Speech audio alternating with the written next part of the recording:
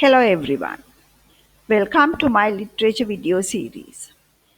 Today I am excited to share with you one of my favorite Sri Lankan poems from the life of the Folk Poet Ysinno by Lakdasa Wickramasinghe. Now I am not going to go line by line analysis. Instead, we will explore why Lakdasa Wickramasinghe stands out as a truly unique Sri Lankan poet. Okay, we will take a look at his life and his choice of language, his attitude towards rural life, and most importantly, how he used poetry to criticize society in such a subtle but powerful way. So sit back and let's go into this world of Signo and the voice of a truly local poet. First, let's talk about the poet himself, Lakdasa Wickramasinghe. Actually, Lakdasa Wickramasinghe wasn't just an ordinary poet. He came from an aristocratic family, that means from the upper class of Sri Lankan society. He studied at St. Thomas's College, Mount Lavinia, where he even pursued law. And being quite well versed in English literature, he could have easily adopted a polished, westernized, poetic voice. But actually, what did he do? He chose to fuse Sinhala and English in a very unique way. Actually, Lakdasa Wickramasinghe was a unique poet. He deliberately broke away from traditional norms, bringing in the local rhythm, the rural life, and the native idioms into his poetry. And actually, he gave voice to the common people, to the poor, to the voiceless, to the forgotten, or to the downtrodden lot. And he was able to capture them in their crude, bare, rustic form. And he was able to capture them in their struggles and in their day to day life in simple but powerful language. Critics very often describe Vikramasinghe's poetry as radical and rebellious because of this approach. Not just for the themes he explores, but actually for this innovative use of language and culture. He is often called rebellious and a sort of a radical poet. Now let's look at how Lakdasa Wickramasinghe makes this poem feel truly Sri Lankan. First, it is in the way he uses language. He doesn't write in polished textbook English. Instead, he sort of tries to mirror the natural rhythm of singular speech. For example, look at the line, the rains are coming near. We feel like a direct translation of what a villager would say in Sinhala. It's not just about weather, it captures urgency, worry, life. Look at this one. My woman fretting. Her kid will get all wet. There is no is there. The missing verb is typical in Sri Lankan speech. And the phrase my woman shows the closeness, the simplicity in village relationships. Not fancy words like wife, just how people speak naturally. Then we have phrases like take what straw you need from behind the shed. So it's again a direct translation of Sinhala idiom. And there's also culture references like Sri Lankan words like Valav, Manike, Hanikat, Yala, and even Sinyu. They are untranslated. They make the reader feel like they have stepped into a real rural city. And the lovely Sri Lankan rhythm. Oh, the rains are coming. Oh, then it's musical, emotional, and familiar. So, through syntax, idiom, tone, and cultural markers, Wickramasinghe doesn't just describe rural life, he places us inside it.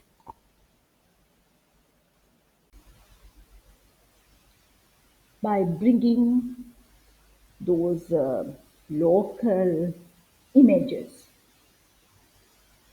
the poet shows that he has a sort of regard for these common people. He has a great reverence for these village people, as well as he wants to preserve the original culture. He doesn't say mansion, he says Valawa. He doesn't say lady of the house, he says Maniki. These words are rich with social meaning, history, emotions, practices, beliefs, and certain relationships in that society.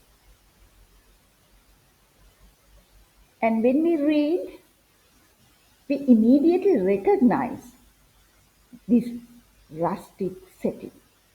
Notice certain words like manike, valav alongside the word benison. So if you refer to the dictionary, the benison, it has some meaning there. So I just want you to read it. Manike and valav are just local words. Benison, this benediction is very carefully placing them together for us to understand the relationship. What kind of a relationship is there? And as well as through these images, we don't just read the poem, we see the heart, we feel the rain, we hear the villagers, and we sense the social hierarchy at work. That's the magic of Wickramasinghe's work, the poetry of the land and its people. Let's explore the subtle criticism that Lakdasa Wickramasinghe employs very subtly and indirectly. For example, we can take an example from the poem. Sinyo is poor, yet he is a poet, a creator. He is self-sufficient with words and is capable of appreciating even the manichae. But he has to beg for his survival. He has to beg for the straw. He built his home with bamboo and bottles, but he doesn't have anything to thatch his roof. And the other thing is that Lakdasa Wickramasinghe remind us that Sinyo cannot speak directly to the landowner, the master of the Valaur. And Sinyo must approach Manike, the lady of the house,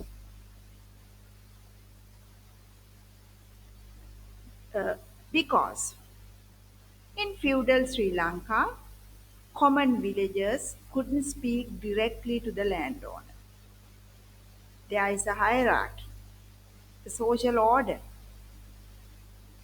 So Lakdasa Wickramasinghe is showing us this complex structure.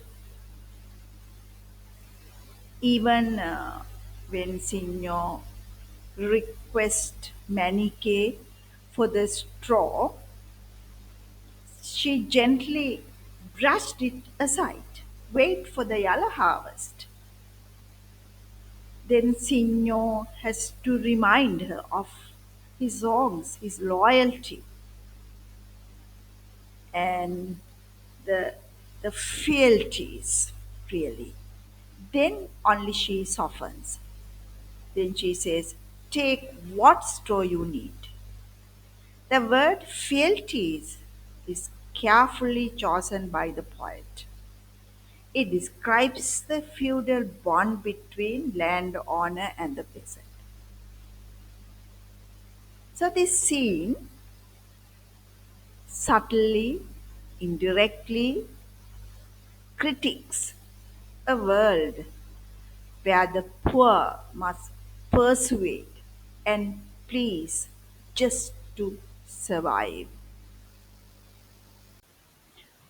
Thank you very much for watching. In this video, we explored why Lakdasa Wickramasinghe is unique. He's a unique Sri Lankan poet. And I hope this gave you a clear understanding of Lakdasa Wickramasinghe's unique poetic voice. If you found this helpful, feel free to share it with your friends or classmates. And don't forget, literature is not just about stories, it's about people, place, and perspective. See you in the next video where we will explore more poems that matter. Till then, keep reading, keep thinking.